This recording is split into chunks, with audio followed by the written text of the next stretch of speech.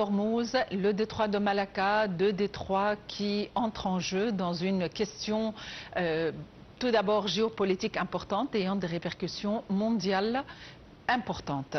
Pour nous donner plus d'éclaircissements, nous avons le plaisir d'avoir en ligne Madame Maï Batran ou Docteur Maï Batran, professeure de sciences prospectives, politiques et économiques. Docteur Maï Batran, bonjour et bienvenue avec nous. Bonjour Madame. Tout d'abord, le détroit d'Ormuz a constitué un enjeu important dans la région et aujourd'hui, un nouveau détroit est propulsé au devant de la scène mondiale. C'est le détroit de Malacca. Dans quelle mesure ce détroit est susceptible de constituer un substitut au détroit d'Ormuz?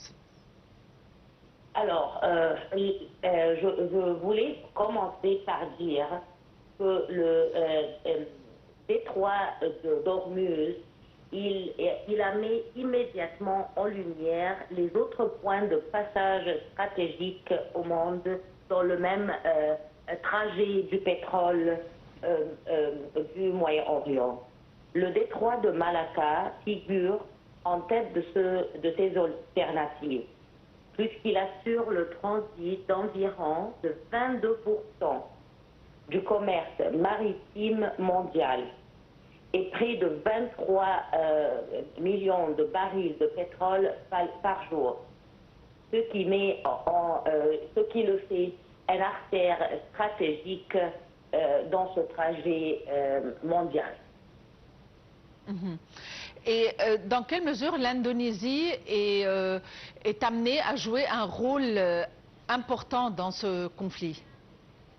Alors, l'Indonésie, bien sûr, entre deux autres pays, bénéficie d'un emplacement stratégique entre l'océan Indien et l'océan Pacifique, ainsi qu'une influence indirecte sur une partie du détroit de Malacca, l'un des corridors commerciaux les plus importants du monde.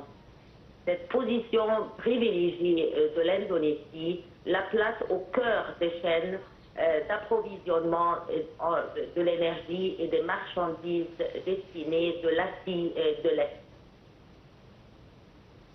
Est-ce que ça veut dire que Jakarta est destinée à devenir plus influente par rapport à d'autres forces ou à d'autres puissances déjà existantes grâce à son détroit?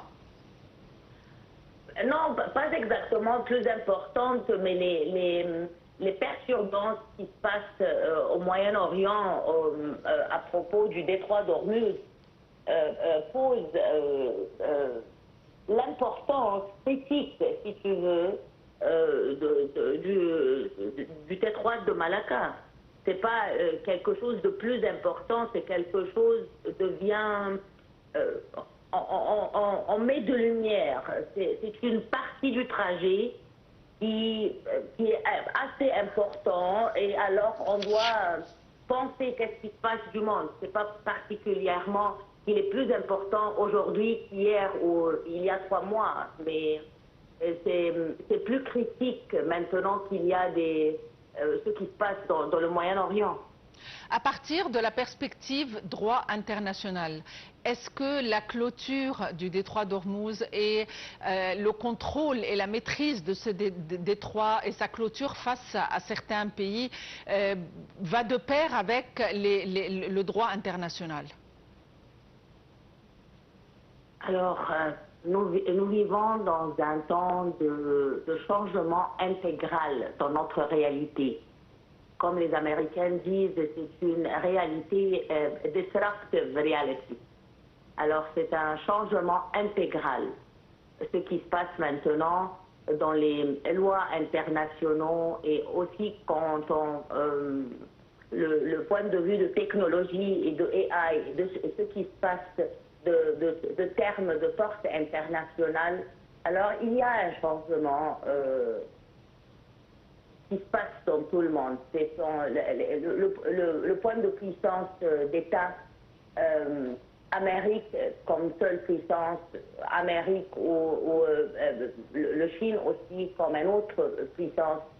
Alors, il y a un changement. Je ne veux pas dire que ça se passe tout de suite, mais ce qu'on voit maintenant sur le stage géopolitique ce sont les entrées, si tu veux, d'un changement intégral géopolitique et international.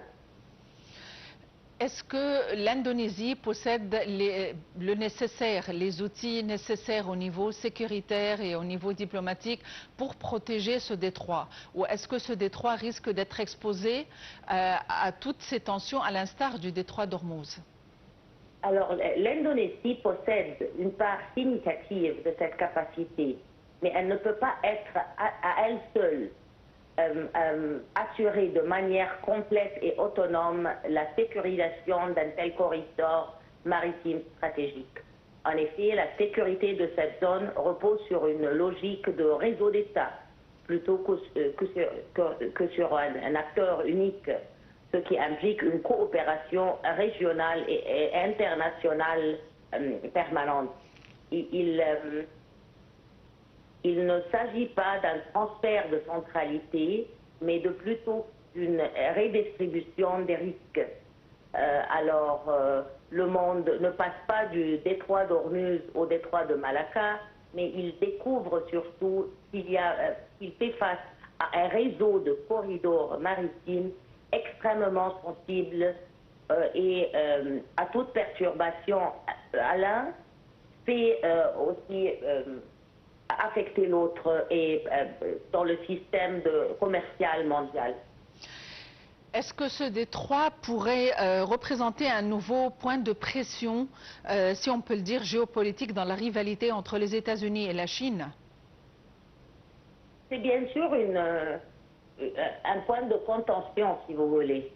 Mais je voulais vous mettre en lumière une autre possibilité, la possibilité d'un vrai transport, d'un vrai transfert du commerce mondial, du pétrole et des engrais du Moyen-Orient vers l'Amérique du Nord. C'est vraiment reste envisageable dans la mesure de cette région. Il dispose des ressources abondantes et des capacités d'exportation importantes. Et il y a aussi des routes commerciales moins exposées aux risques géopolitiques de celles du Moyen-Orient et moins utilisées jusqu'à maintenant. Je voulais dire explicitement des nouvelles routes de transport du pétrole et des engrais qui originent de l'Amérique vers l'Asie de l'Est et de l'Ouest, originant des États-Unis. Alors, la possibilité d'un transfert partiel du commerce mondial du pétrole du Moyen-Orient vers l'Amérique du Nord existe déjà. Toutefois, il ne s'agirait pas d'un bousculement total ni d'un changement rapide, mais plutôt d'un rééquilibrage progressif des centres d'approvisionnement mondiaux. Et ça, bien sûr, adresse votre question, que c'est une question de Chine-Amérique. Alors ça, je crois, dans mon avis, ça serait une très grande question de poser et développement de voir entre les deux pays sur le stage mondial. Docteur Maï Batran, vous êtes professeur de sciences prospectives, politiques et économiques. Merci d'avoir été avec nous. À tout de suite.